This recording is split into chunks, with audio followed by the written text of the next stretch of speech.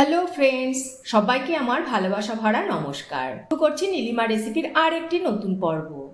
আজ শেয়ার করব কচু শাকের রেসিপি।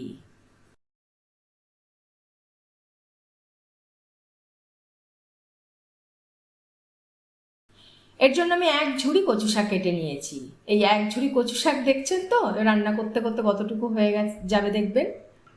কচু শাক তো লাগছে, আর তাছাড়া লাগবে একটা নারকেলের থেকে হাফ মালা নারকেল কুড়িয়ে নেব। 1.5 কাপ ভেজানো ছোলা নিয়ে নিয়েছি।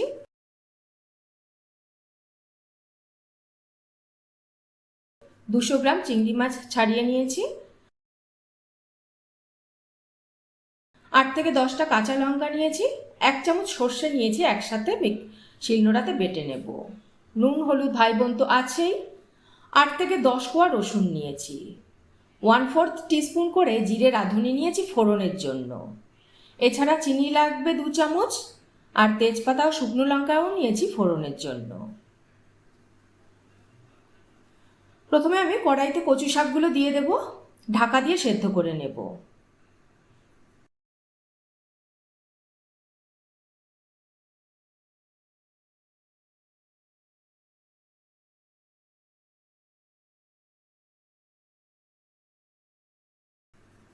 দেখুন কচু শাকের থেকে কতটা জল বেরিয়েছে।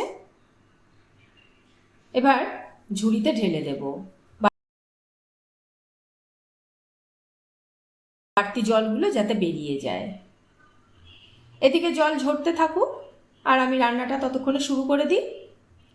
কড়াইতে সর্ষের তেল দিয়েছি 2 চামচ, আর নুন হলুদ মাখানো চিংড়ি মাছ দিয়ে ভালো করে নেড়ে চেড়ে ভেজে নেব।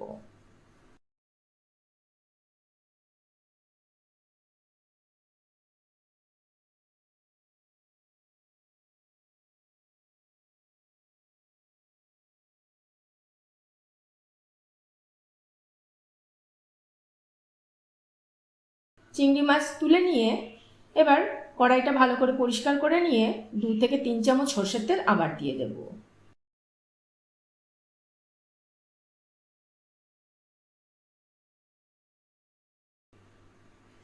এবার শুকনো লঙ্কা ভেঙে দেব,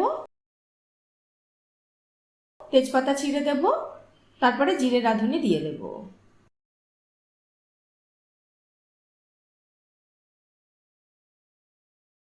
জিরে রাঁধুনি ভালো করে ফুটে গেলে এবার এর মধ্যে থেতো করা রসুন দিয়ে দেব। ভালো করে রসুন ভেজে নেব।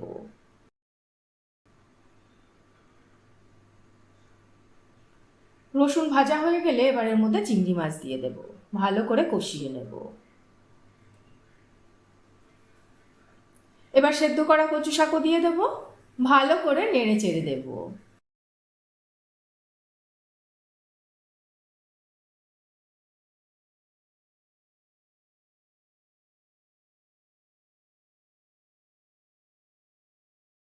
এবার হলুদ দেব,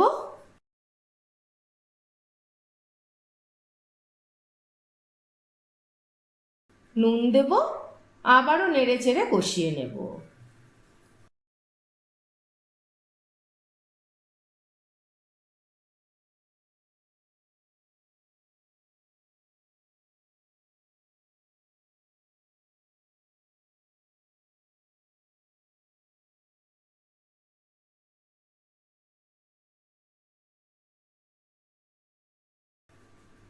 এবার ছোলা দিয়ে দেব।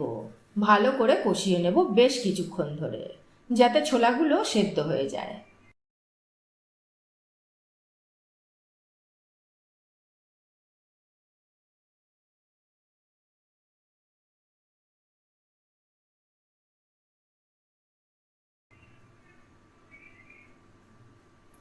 বেশ কিছুক্ষণ কষানোর পরে সর্ষে কাঁচা লঙ্কা বাটা দিয়ে দেব।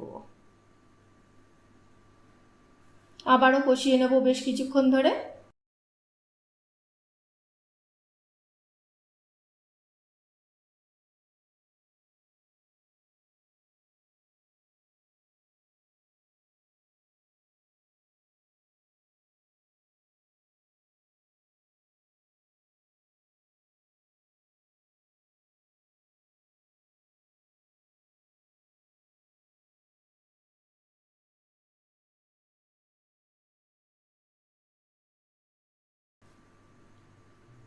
সব শেষে নারকেল কোড়া দিয়ে ভালো করে নেড়েচেড়ে মিশিয়ে নেব।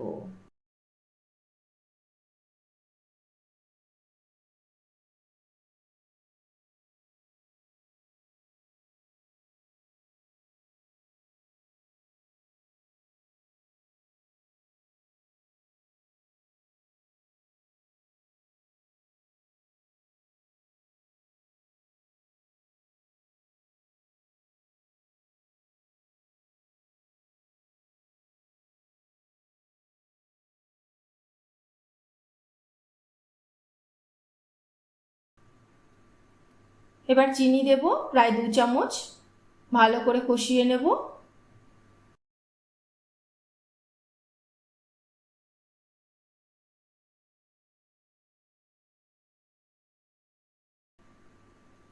বারবার নাড়াচাড়া করতে হবে, যেহেতু নারকেল কোড়া দেওয়া হয়েছে, তলায় লেগে যাওয়ার সম্ভাবনা থাকে খুব।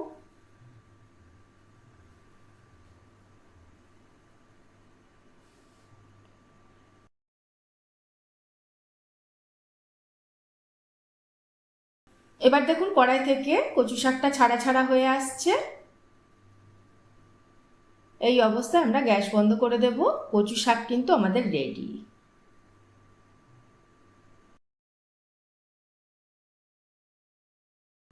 এবারে কচু শাকটা সাজিয়ে সার্ভ করব। ওপর থেকে একটু নারকেল কোড়া ছড়িয়ে আর সেদ্ধ করা ছোলা ছড়িয়ে সার্ভ করব।